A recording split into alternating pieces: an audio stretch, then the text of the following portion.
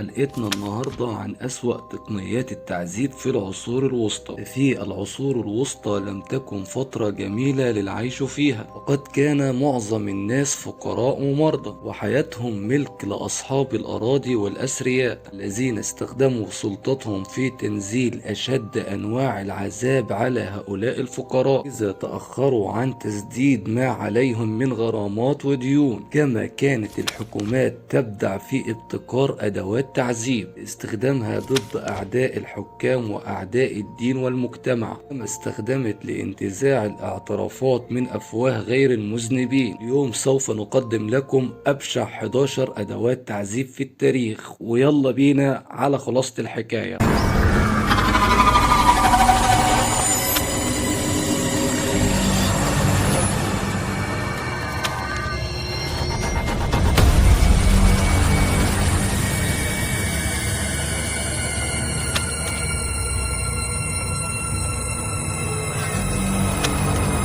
واحد، الحمار الأسباني. استخدم من قبل محاكم التفتيش الأسبانية ضد المسلمين، حيث كان يتم وضع الضحية منفرجة الساقين عارية فوق شيء خشبي يشبه ظهر الحمار، تخرج منه المسامير التي تخترق ساق الضحية بقوة، بعد أن يقوم الجلاد بربط أثقال حولها لزيادة الوزن وزيادة الألم، ومن ثم الموت البطيء. 2، عجلة التكسير. عجلة كان يوضع عليها المعاقب ويتم تقييده جيدا، بعدها يقوم الجلاد بإدارة العجلة وضرب الجزء الذي يأتي أمامه من جسد المعاقب كلما دارت العجلة دورتها حتى يتم تحطيم جسده بالكامل وهو على قيد الحياة، ويترك بعدها لتأكل الطيور من لحمه. إذا كان المحكوم عليه محظوظا كفاية فإنه سيتلقى ضربة قاتلة من المرة الأولى ويموت. هذا ما كان يفعله الجلاد الرحيم أحيانا، فيوجه مطرقته تجاه منطقة قاتلة ليموت المعاقب على الفور، تسمى هذه بضربة الرحمة. 3، الأحذية الأسمنتية. استخدمتها العصابات لمعاقبة الخونة، وكان يتم خلالها وضع قدم المعاقب داخل وعاء حديدي ثم يصب فوقها بالأسمنت اللين، ثم يسيبوها فترة لغاية ما تجف، وبعد كده بيلقوا بالمعاقب في الماء ولم يتمكن من السباحة بسبب الثقل الذي يحمله في رجله ثم يغرق. 4، مقص التمساح. هي عبارة عن كماشة حديدية على شكل تمساح، وفمه يحتوي على أسنان حادة. الطريقة دي استخدموها لتعذيب أعداء الملك، ثم بيتم تسخينه ويمسك بيه وهو ملتهب طرف من أطراف المحكوم عليه، فيقوم الجلاد بتمزيقه ببطء. 5، قفص الفئران. قفص الفئران هو وسيلة تعذيب وحشية جدا، كان يتم خلالها احتجاز فئران داخل قفص فوق جسد الضحية، بحيث يكون القفص مفتوح فقط من الجانب الموضوع فوق جسد المتهم، ويتم ربطه والتصاقه جيدا حتى لا تتمكن الفئران من الهرب. وعلى الجانب الآخر كانت تشعل النيران كي تخيف الفئران التي تحاول بدورها الفرار، لا تجد طريقة للهروب إلا من خلال حفرة في جسد المحكوم عليه،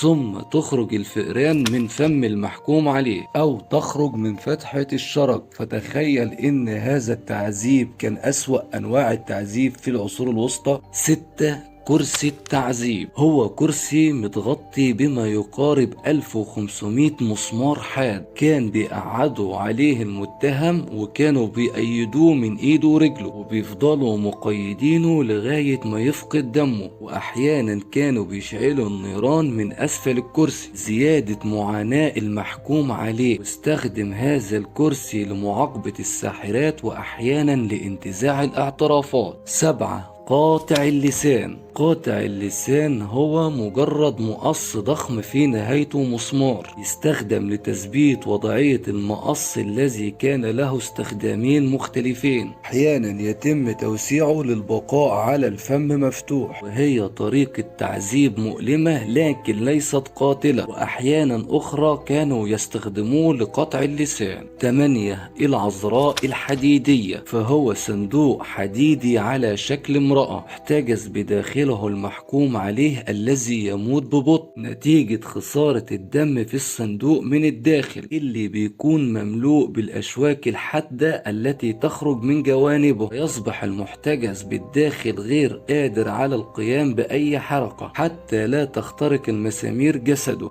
9. صلب البشر. كانت طريقة الإعدام والتعذيب والأكثر شهرة في العصور الوسطى، وكان يتم خلالها وضع المحكوم عليه على ألواح خشبية متقاطعة على شكل صليب كبير، ويثبت جسد المحكوم عليه بمسامير وحبال، ويترك المصلوب ليموت ببطء على الصليب أو يرأفه بحاله ويحرقوه بعد تعليق. وإن الجدير بالذكر إن الوسيلة دي بتستخدم في مناطق مختلفة لغاية اللحظة اللي احنا فيها حاليا. 10. طوق الرقبة. هو عبارة عن طوق مصنوع من المعدن أو الخشب بداخله أشواك حادة كان يوضع حول رقبة مدمن المخدرات أو الخمر، ويعتبر أداة مراقبة وتحكم في السلوك أكتر من كونها وسيلة تعذيب، إلا إنها كانت تحرم المدمن من الراحة لعدة أيام. 11.